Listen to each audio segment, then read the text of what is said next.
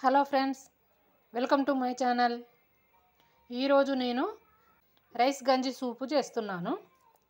ఎన్నో పోషక విలువలున్న ఈ గంజిని మనం ఎందుకు వేస్ట్ చేయాలి? మనం వేస్ట్గా దాన్ని అలా ఎలా వదిలేస్తాం? అందుకనే ఈరోజు ఆ గంజి సూపు ఎలా చేయాలో ఎలా చేసుకుందామో చూద్దాము. చూడండి, అన్నము ఇలా స్టవ్ మీద పెట్టినప్పుడు అన్నం ఉడికేటప్పుడు వస్తాయి కదా వాటరు. ఆ వాటర్ వచ్చే వాటిని అన్నం గంజి అంటారు. ఈ అన్నంలోంచి వచ్చే నీళ్ళని ఈ గంజి చిన్నప్పుడు అన్నం వేసుకొని తినేది కదా, చాలా బాగుండేది. ఇలా నీళ్ళనన్నిటినీ ఇలా ఒక గిన్నెలోకి తీసేసుకుందాం. మనం ఎక్కువ కావాలి అనుకుంటే ఇంకో కొన్ని నీళ్ళు ఎక్కువ పోస్తే మంచిగా గంజి ఇంకెక్కువ వస్తుంది. ఇలా మొత్తము తీసేసుకుందాము.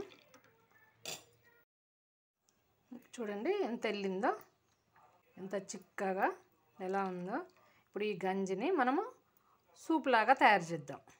ఒకవేళ కావాలనుకుంటే ఇందులో లైట్గా ఉప్పు వేసుకొని పెరుగు వేసుకొని తినచ్చు, ఉప్పు వేసుకొనైనా ఇలాగే తాగేయచ్చు. కాకపోతే మనం సూప్ లాగా తయారు చేద్దాము.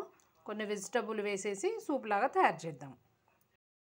స్టవ్ మీద ఒక గిన్నె ఇలా పెట్టేసుకొని మనం అందులోకి బటర్ కానీ నెయ్యి కానీ తీసుకోవాలి.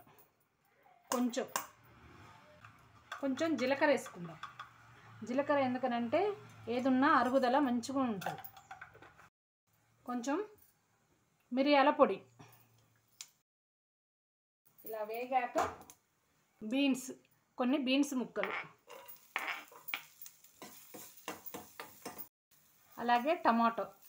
నేను చాలా తక్కువగా సింపుల్గా చెప్తున్నా.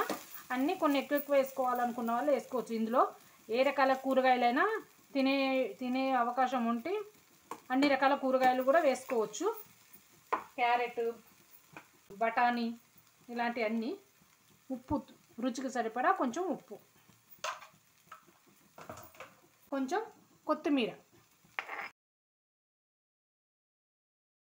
మన ఇంట్లో కూరగాయలు ఎప్పటికీ ఉంటాయి కదా, మన ఇంట్లో ఉన్న కూరగాయలు అన్ని రకాలుగా వేసుకోవచ్చు. ఒక నిమిషం అట్లా మగ్గనిద్దాం.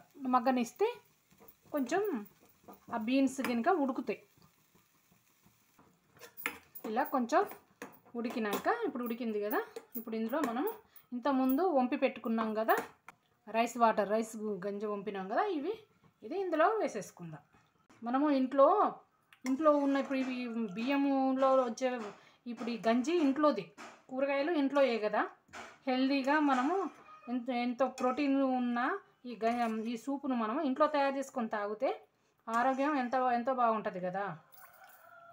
మనం హెల్దీగా వండుకోవచ్చు. మన డబ్బు ఎక్కువ పొదుపు చేసుకోవచ్చు. ఎక్కువ ఖర్చు కాకుండా మనం పొదుపు చేసుకోవచ్చు ఉంటుంది. బజార్లో దొరికే రకరకాల సూపులు టేస్టీగా అవి అనిపిస్తుంది, కానీ మనం ఆరోగ్యాన్ని అవి పాడు చేస్తూ ఉంటాయి. అదే ఇంట్లో మనం ఈ విధంగా ప్రిపేర్ చేసుకొని పిల్లలకి ఇంకా నచ్చితే ఇందులో కొంచెం నూడిల్స్ మసాలా అట్లాంటివి ఏమన్నా పిల్లలు ఇంకా కొంచెం వాసన బాగుంటుంది అని అనుకుంటట్టుగా కొంచెం పైన చల్లుకోవచ్చు. నేను న్యాచురల్గా ఈ సూపు చేసి మీకు చూపెడుతున్నా అంతే. ఇది వేడిగా మనము తీసుకుంటే ఎంత ఆరోగ్యంగా ఉంటుందండి. చల్లటి వాతావరణంలో ఇట్లా వేడి సూపు ఈ విధంగా చాలా బాగా ఉంటుంది.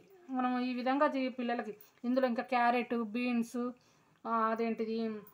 క్యాప్సికము, ఇంట్లో కూరగాయలు ఉంటాయి కదా, పచ్చి బఠానీలు, రకరకాలుగా ఆలుగడ్డలు, సొరకాయ ఇలాంటివన్నీ సన్నగా ముక్కలు తరిగి వేసినా సరే సన్న ముక్కలు తరిగేసి మనం ఇందులో వేస్తే అప్పుడు మనకి చాలా ఇంకా కొంచెం చిక్కదనం వస్తుంది.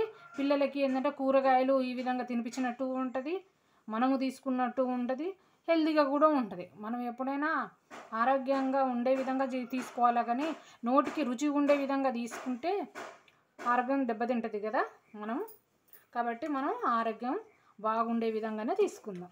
రెడీ అయిపోయింది రైస్ గంజి సూపు రెడీ అయిపోయింది. చూడండి, ఇప్పుడు ఇది ఇద్దరికి సరిపోతుంది, కొంచెం అయితే ఇద్దరే సరిపోతుంది.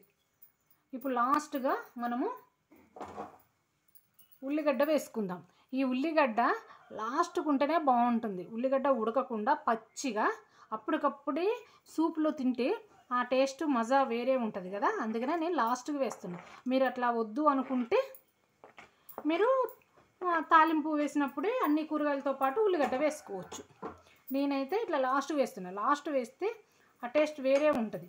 ఉల్లిగడ్డ, పచ్చి ఉల్లిగడ్డ వాసన చాలా బాగుంటుంది కదా, అందుకనే నేను లాస్ట్కి వేసాను. నచ్చితే కామెంట్ చేయండి. Thank you. మా ఛానల్ని సబ్స్క్రైబ్ చేసుకోండి, లైక్ చేయండి, కామెంట్ చేయండి. Thank you.